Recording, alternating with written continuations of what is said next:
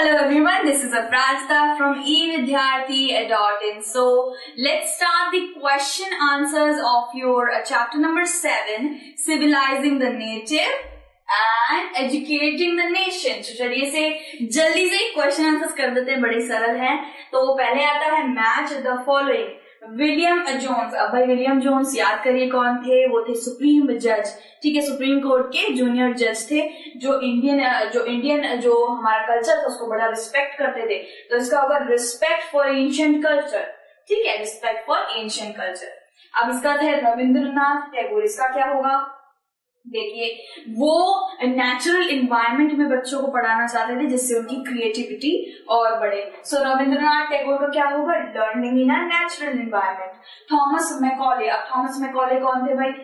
Thomas Macaulay एक British जो company थी, जो ब्रिटिश एम्पायर था उसके अंदर उनकी बहुत बड़ी उपाधि थी, और वो हमारे ईस्टर्न एजुकेशन, हमारे ईस्टर्न इंडियन एजुकेशन को आने नहीं देना चाहते थे कि यूरोपियन एजुकेशन इंडिया में लागू हो. तो इसका क्या होगा, प्रमोशन ऑफ इंग्लिश एजुकेशन. उन्होंने क्या करी थी, इंग्लिश एजुकेशन की प्रमोशन करी थी. ठीक है, फिर आता है हमारा महात्मा गांधी जी. महात्मा गांधी जी वेस्टर्न एजुकेशन के क्या थे, खिलाफ थे. तो क्रिटिकल ऑफ इंग्लिश एजुकेशन. अब क्रिटिकल का मतलब क्या होता है, जहां पे क्रिटिकल आ जाएगा ना, उसका मतलब होता है कि कोई इंसान किसी चीज के बारे में गलत बोल रहा है या उसकी जो व्यूज हैं वो अच्छे नहीं है उसके बारे में. जो हमारे महात्मा गांधी के उनके व्यूज इंग्लिश एजुकेशन के खिलाफ थे, अच्छे नहीं थे. सो इसका होगा critics of English education. And पाठशाला में कौन पढ़ाते थे दोस्तों, पाठशाला में गुरुज पढ़ाते थे. ठीक है, पाठशाला में गुरुज पढ़ाते थे. सो इसका क्या होगा, गुरुज. ठीक है, तो इसी के साथ हमने फर्स्ट जो था क्वेश्चन वो पूरा कर लिया. अब आता है स्टेट वेदर ट्रू और फॉल्स. पहला पढ़ते हैं दोस्तों. James Mill was a severe critic of the orientalists. अब भाई फिर से वही क्रिटिक्स वाला वर्ड आ रहा है. क्रिटिक्स का मतलब मैंने बोल दिया कि गलत सोचना या विचारधारा वो अच्छी नहीं है उस चीज के बारे में. तो जेम्स मिल जो थे, जो हमारे ईस्टर्न एजुकेशन है, इंडियन एजुकेशन, उसके खिलाफ थे. तो क्या ये सत्य है, हाँ ये होगा ट्रू. ठीक है. बी आता है the 1854 dispatch on education was in favor of English being introduced as a medium of higher education in India. ठीक है, सो जो था ना वुड्स डिस्पैच, जो 1854 के टाइम पे लागू हुआ था बाय चार्ल्स वुड. ठीक है, वुड्स डिस्पैच, चार्ल्स वुड.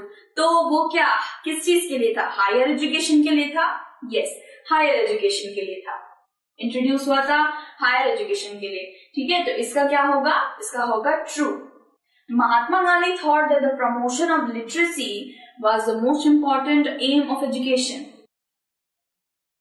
ये गलत होगा, क्योंकि महात्मा गांधी सिर्फ बच्चों को पढ़ाना ही नहीं चाहते थे, टेक्स्ट बुक्स में दिमाग उनके नहीं डालना चाहते थे, साथ साथ कल्चर से भी जोड़ना चाहते थे.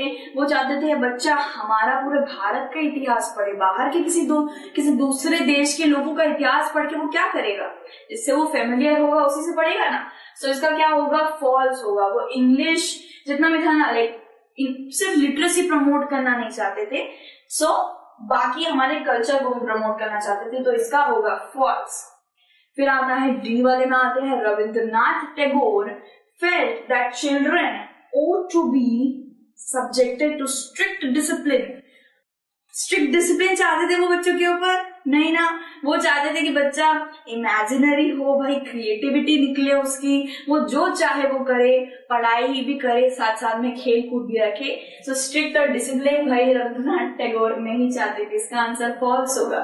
ठीक है, इसके साथ हमने सेकंड भी कर लिया है. थर्ड पे आते हैं भाई, जो विलियम जोन्स थे ना, feel the need to study Indian history, philosophy and law. अब भाई जो विलियम जोन्स थे, जो सुप्रीम कोर्ट के जो जज थे, और थॉमस जो कॉलब्रुक थे, वो ये लोग क्यों चाहते थे जो इंडियन हिस्ट्री है, फिलोसफी है और लॉ है हमारा, उसको पढ़ना क्यों चाहते थे. ठीक है, और उसको क्यों चाहते थे कि वो लागू हो. तो इसका क्या होगा, he felt the need to study Indian history, philosophy and law because Only these texts could reveal the idea and laws of Hindu and Muslim, and only a new study of these texts could reform the basic future development of India. वो चाहते थे कि India में सिर्फ आगे जो future का development होगा, आगे जो जनरेशन होगी, वो सिर्फ वही पाठ्य पुस्तकों पर ध्यान दे जो उनसे रिलेटेड, उनसे फैमिलियर हो, इंडिया की नॉलेज से फैमिलियर हो, इंडिया के इतिहास से फैमिलियर हो, और उनको काफी ज्यादा वो रिस्पेक्ट भी करते थे हमारे इंडियन कल्चर को। फिर आता है फोर्थ वाला जो है, why did James mill. James मिल और थॉमस मैकॉले जो थे वो ये क्यों सोचते थे कि यूरोपियन एजुकेशन ही एसेंशियल है, यूरोपियन एजुकेशन ही इंपॉर्टेंस ही रखती है और वो इंडिया में आनी चाहिए। Both James Mill and Thomas Macaulay saw India as an uncivilized country that needed to be civilized. For this purpose, European education was essential. They felt that knowledge of English would allow Indian to read some of the finest literature of the world. अब यहाँ पे ये बताया गया है कि जो Thomas Macaulay थे ना और जो जेम्स मिल थे, वो आप जानते हैं इसके अगेंस्ट थे। तो वो क्या चाहते थे, वो पहले से इंडिया को भाई अनसिविलाइज्ड मानते थे। वो सोचते थे कि यूरोपियन, जो हम यूरोपियन भाषा और सब्जेक्ट ले आएंगे तो उससे भाई बच्चे बहुत ज्यादा सिविलाइज हो जाएंगे और हमारा लिटरेचर, फाइनेस्ट लिटरेचर पढ़ पाएंगे। उन्हें लगता नहीं था कि हमारा फाइनेस्ट है, उन्हें लगता था अपना ही फाइनेस्ट है। तो फाइनेस्ट लिटरेचर पढ़ पाएंगे और यूरोपियन एजुकेशन से बहुत कुछ हासिल कर पाएंगे। Make them aware of developments in western science and philosophy. Teaching of English could thus be a way of civilizing people, changing their taste and values. अब यहाँ पे बताया है कि उससे वो डेवलप होते, साइंस फिलोसफी के बारे में जानते और सिविलाइज हो पाते, उनका टेस्ट भी बदलता, वैल्यूज भी बदलती और उनका कल्चर भी बदल देते। ठीक है, सो इसलिए एसेंशियल, वो खुद ही एसेंशियल मानते थे। ठीक है, सो क्वेश्चन नंबर 5 है कि जो महात्मा गांधी थे वो बच्चों को हैंडीक्राफ्ट क्यों पढ़ाते थे। हैंडीक्राफ्ट, अब हैंडीक्राफ्ट में आपको एग्जांपल देती हूँ। उन्हें होता था चरखा एंड उसके ऊपर सूतना, लाइक जो होता नहीं है काटना, यानी कि कॉटन चलाना, देन उसके ऊपर खादी बनाना, देन अलग अलग तरीके के फैब्रिक से कपड़े बनाना।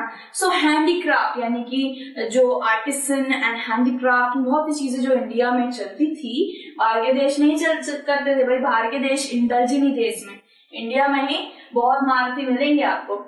सो उसमें वो बच्चों को क्यों टीच कराना चाहते थे। Mahatma Gandhi wanted to teach children handicraft because only then they would be able to know how different things were operated.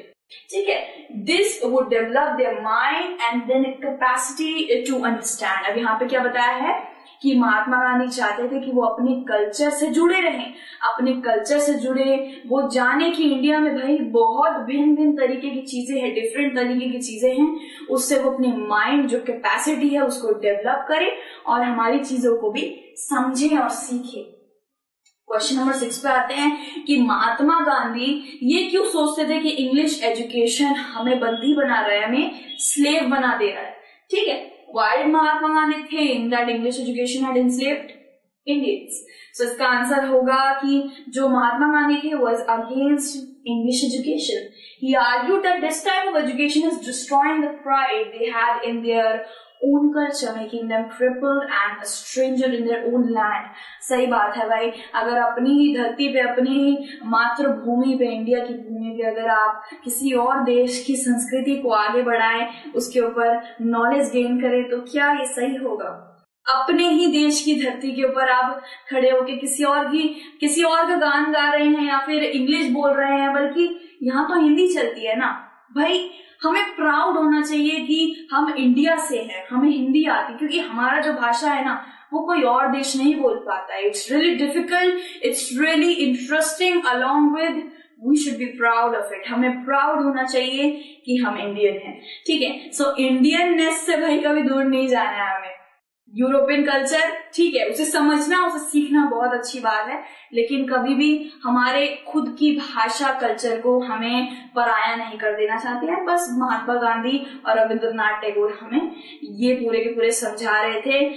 इन जो जितना भी इस पूरे आंसर में ये पूरा का पूरा इसमें स्टेटमेंट दे रखी है। ठीक है, इसी के साथ हमारा पूरा का पूरा जो चैप्टर है, जो टॉपिक है, वो कंप्लीट होता है। सारे क्वेश्चन आंसर्स हमने कंप्लीट कर लिए हैं। अगर आपको किसी भी तरीके की स्टडी मटेरियल हेल्प चाहिए तो आप evidyarthi.in की वेबसाइट पे जा सकते हैं। सैम्पल पेपर्स और क्वेश्चन पेपर्स, जितने भी प्रीवियस क्वेश्चन आंसर्स हैं, एमसीक्यूज हैं और बुक्स भी है वहां पे, सब उसे फ्री में विजिट कर सकते हैं। पूरी की पूरी वेबसाइट फ्री है। एंड हम नेक्स्ट वीडियो में विद नेक्स्ट इंटरेस्टिंग चैप्टर के साथ मिलेंगे। टिल देन अपना ध्यान रखिए। Take care, bye bye.